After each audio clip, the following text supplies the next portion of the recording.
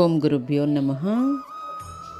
మనం ఉదయం లేచిన దగ్గర నుంచి అండి ఎన్నో సమస్యలు, ఆఫీస్కి వెళ్ళేవాళ్ళు, స్కూలు పిల్లలు, ఇంక మొత్తం సృష్టిలో మొత్తం జనాభా అంతా రకరకాల బిజీ, రకరకాలు అన్నీ. అలాగే ఇంట్లో ఉన్న ఆడవాళ్ళమైతే భర్త పిల్లలకి వండి పెట్టడం మా ధర్మం మేము పాటిస్తున్నాం కదా, అంతకంటే ఏముంది అంటారు. అసలైన ధర్మం అది కాదండి. మన ఇంటి పనులు అవన్నీ చేసుకోవడం యథావిధిగా జరుగుతున్నాయి.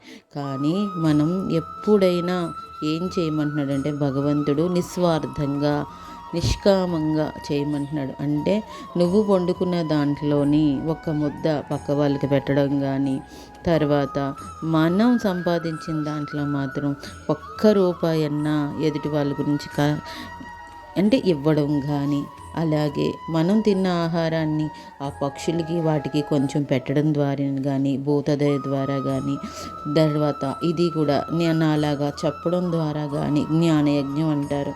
అలాంటి యజ్ఞాలు ఎన్నో రకాలు ఉన్నాయండి భగవంతుడు చెప్పేవి.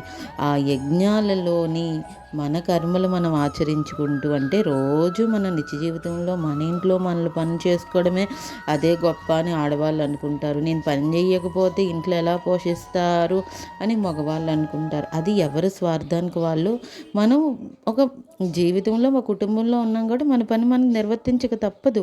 కానీ భగవంతుడి రీత్యా మనం ఇతరులకి చిన్నదన్నా హెల్ప్ చేయాలన్నా, మన జీవితంలోని మనల్ని మనం మార్చుకోవాలన్నా, చాలామంది చూసారా నెగిటివ్ థాట్స్ ఎక్కువ వచ్చేస్తుంటాయని, వచ్చేస్తున్నాయని నువ్వు అనుకొని 10 సార్లు అనుకోవడానికి అదే థాట్ మిగులుతుంది. కానీ ఆ పాజిటివ్గా ఉండాలి, విశ్వం నాకు అన్నీ ఇస్తుంది, పాజిటివ్గా ఇస్తుంది అన్నప్పుడు ఆ ఆలోచన విధానం అంతా మారుతుంది.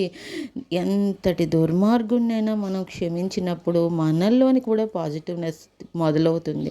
వాడు మనకి ఇది తప్పు చేశాడా, మన గురించి చెత్తగా చెప్పాడని వాడి మీద దుమ్మెత్తిపోయడం, తిట్టడం కంట, వాడు అందరిలోని భగవంతుడు ఉన్నాడు. భగవంతుడు ఒక్కడే ఉన్నాడండి. అది దేవతల్లోనే ఉన్నాడు, ఇది రాక్షసుల్లోనే ఉన్నాడు. దేవతల్లోని చక్కటైన తపస్సులు చేయడాన్ని నిన్న 10వ అధ్యాయంలాగా ఒక్కొక్క దేవత ఒక్కొక్కదిగా అధిష్ఠించబడ్డాడు. అదే రాక్షసులు బయటికి వ్యక్తం అవుతున్నారు. అంతకుమించి ఏమి లేదు.